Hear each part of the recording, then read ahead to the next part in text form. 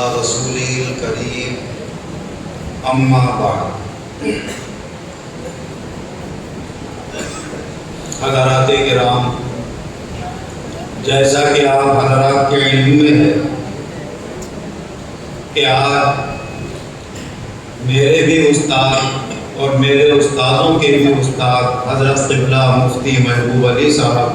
رحمۃ اللہ علیہ کی یاد میں آج یہ ایک روزہ سیمینار منعقد کیا گیا ہے، اور عصر کے بعد بھی انشاءاللہ آپ کے ایصال ثواب کے لیے ایک محفل منعقد ہوگی۔ آپ کی ہستی کے متعلق میں زیادہ تو کچھ عرض نہیں کروں گا، لیکن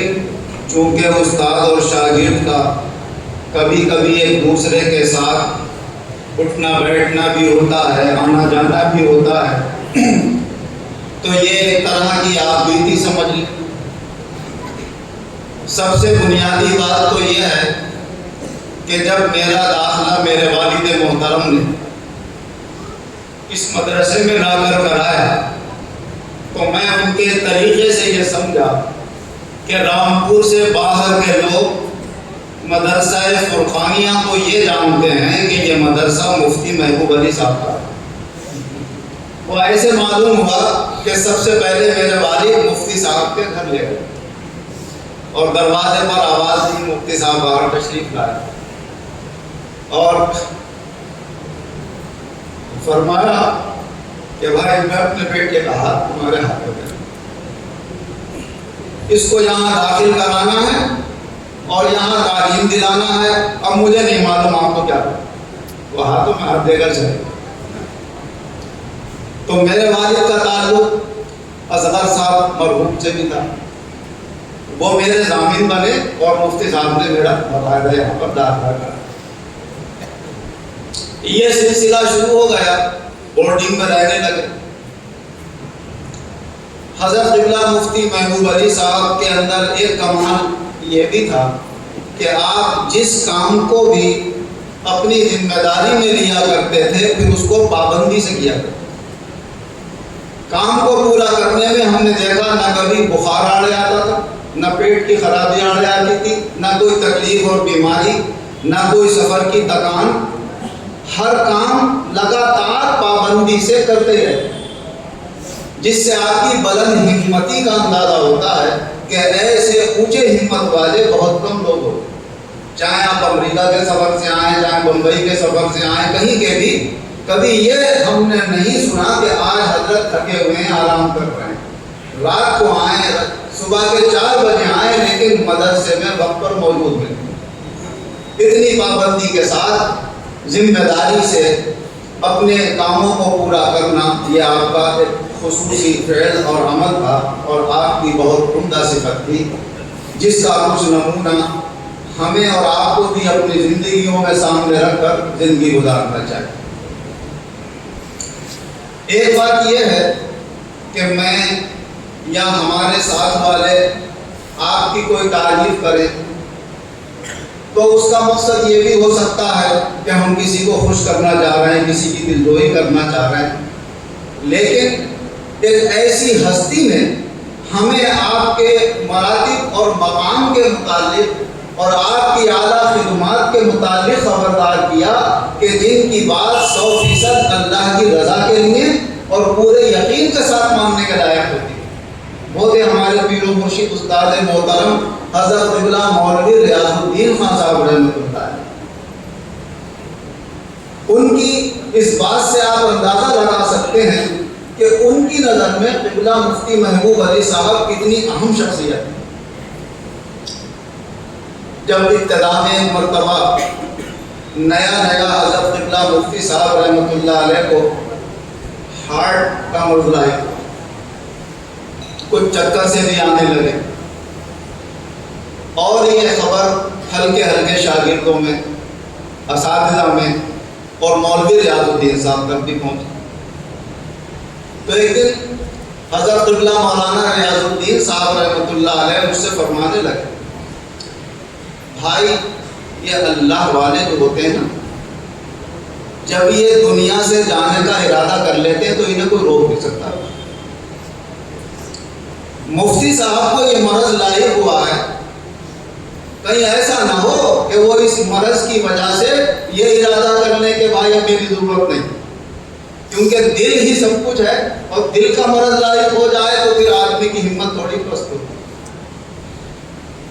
ایسا کرو، مفتی صاحب کو یہ یقین دلاؤ کہ ابھی آپ کی ضرورت بہت، اور فرمایا بہت کام کے آدمی ہیں مفتی صاحب، پورے اہل شہر کے لیے، تمام مسلمانوں کے لیے، اور خاص طور سے مدرسہ فرقانیہ کے لیے آپ اتنی اہم شخصیت ہیں کہ آپ کا نعم البدل نہیں، آپ کی مثال نہیں مل سکتی۔ اب ہم تو ان باتوں کو سمجھتے نہیں تھے، پیر و مرشد نے فرمایا اب ان رازوں کو وہ جانے، ولی را ولی نہیں شناس۔ خیر، ہم نے اپنے پیر و مرشد کی یہ بات سنی اور ہم یہ بات لے کر فرمایا مولوی صاحب کے پاس جانا اور ان سے میری طرف سے یہ کہنا کہ ریاض الدین یہ کہہ رہا ہے صاحب آپ کی ضرورت ہے ابھی، اپنے آپ کو سنبھالیے۔ اور میں گیا، السلام علیکم، ملاقات کری، خیریت پوچھی، طبیعت کچھ خراب تھی۔ میں نے کہا صاحب آپ یہ کوشش کریں کہ آپ کا یا تو علاج ہو جائے یا آپریشن کی صورت ہو تو وہ اپنائیں، اور مولوی ریاض الدین صاحب رحمۃ اللہ نے یہ کہلوایا کہ ابھی آپ کی بہت ضرورت ہے۔ ارے بھائی کیا ضرورت ہے، ہماری اتنی عمر ہو گئی، اتنا کام، اتنے خدمت ہے۔ نہیں صاحب، مولوی صاحب سمجھ رہے ہوں گے اس بات کو، یا آپ سمجھ رہے ہوں گے، کیا کریں آپریشن میں اتنے لاکھ مدرج ہوں گے، کہاں سے لائیں، مجھ سے تمہیں بھیج ڈالے، مجھے بھیج ڈالے، اس طرح کی بات ہے۔ تو خیر اللہ نے کرم فرمایا، ہو سکتا ہے انہوں نے اپنا ارادہ بنایا اور اللہ نے انتظام بھی دیا، آپریشن ہوا اور اس کے بعد بھی 20 سال اللہ نے آپ کو زندہ رکھا، اور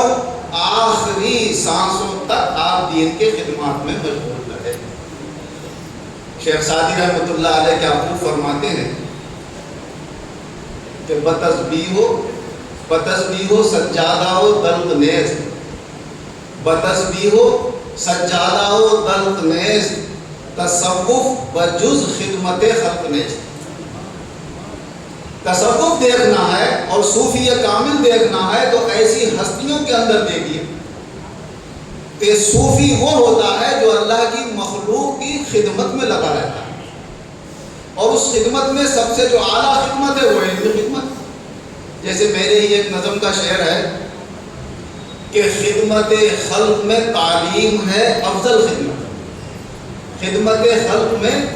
تعلیم ہے افضل خدمت، یعنی انسان کو انسان بنائے رکھنا۔ تو یہ بہت اعلیٰ خدمت ہے، یہ تو آپ کی خدمت تھی ہی، لیکن عام اور معمولی انسان کی خدمت میں بھی آپ ہر وقت اٹھ کر کھڑے ہو جاتے تھے اور اس کے ساتھ جا کر اس کی ضرورت اور پریشانی کو دور کیا کرتے۔ معمولی سے معمولی آدمی آ گیا، صاحب پولیس پریشان کر رہی ہے، میرے بیٹے کو پکڑ کے لے گئے۔ آپ چاہے تھکے ہوئے، مدرسے سے تھکے ہوئے گئے، کھانا کھا کر لیٹے، جلدی سے اٹھے، کپڑے پہنے اور اس کو ساتھ لے کر کہاں پر، کون سے تھانے میں، کہا اس تھانے میں، دروازہ جی سے بات کری، ان سے بات کری، ارے بھائی اس کی کیا غلطی ہے، کیوں لیا صاحب یہ بات، چھوڑ دو اسے، چھوڑ دو اسے، اپنے ساتھ میں اسے چھٹوایا اور وہاں سے لیا۔ بعض لوگ کہتے بھی تھے ارے صاحب مفتی صاحب یہ آپ کا کام ہے، آپ اتنے اونچی ہستی، آپ اتنے کام، اونچا وہی ہے جو نیچے سے نیچا کام کر سکے۔ من تواضع للہ رفعہ اللہ، جو اللہ کی خاطر اپنے آپ کو جھکاتا ہے اللہ اس کو اونچا کر دیتا۔ اور اس میں نمونہ ہے حضور نبی اکرم صلی اللہ علیہ وسلم کی مبارک زندگی کا۔ آپ بھی معمولی سے معمولی انسان کی بات پوری توجہ کے ساتھ سنا کرتے تھے۔ آپ تمام حضرات پڑھے لکھے ہیں، سنا بھی ہوگا، پڑھا بھی ہوگا کہ ایک دیوانی اور پاگل عورت بھی آپ کو کافی دیر تک روک کر کھڑی رہی اور اکیلے میں لے جا کر اپنی باتیں کہتی رہی، حضور بغیر کسی دشواری اور پریشانی کے پوری مکمل باتیں اس کی سنتے رہے۔ جب اس کا ہی دل بھر گیا باتیں کرنے سے تب آپ وہاں سے رک سکتے۔ تو اتنے چھوٹوں کا دل رکھنا، دل جوئی کرنا، معمولی لوگوں کے ساتھ اتنی توجہ سے پیش آنا، یہ ہر ایک کا کام نہیں، یہ وہی کر سکتا ہے جس کے کام خالص اللہ کی رضا کے لیے۔ تو میرے ساتھ اور بھی بہت سارے ایسے واقعات ہیں، آپ حضرات جو اہل علم ہیں یہ ان کے متعلق اور فرمائیں گے۔ میں نے اپنی آپ بیتی اور اپنے پیر و مرشد کی بات آپ تک پہنچائی کہ مفتی صاحب جب میرے پیر و مرشد کی نظر میں اتنے اہم ہیں تو واقعی ان کی شخصیت بہت اہم تھی۔ اللہ ان کی مبارک زندگی کو، ہمیں، ہمارے طلباء کو اور اہل علم اور جو ذمہ داریاں جن کو دی گئی ہیں وہ ان کی زندگی کو نمونہ بنائیں اور انتھک کوششوں سے اپنے کاموں کو اللہ ہمیں پورا کرنے کی توفیق عطا فرمائے۔ آمین۔ وآخر دعوانا ان الحمد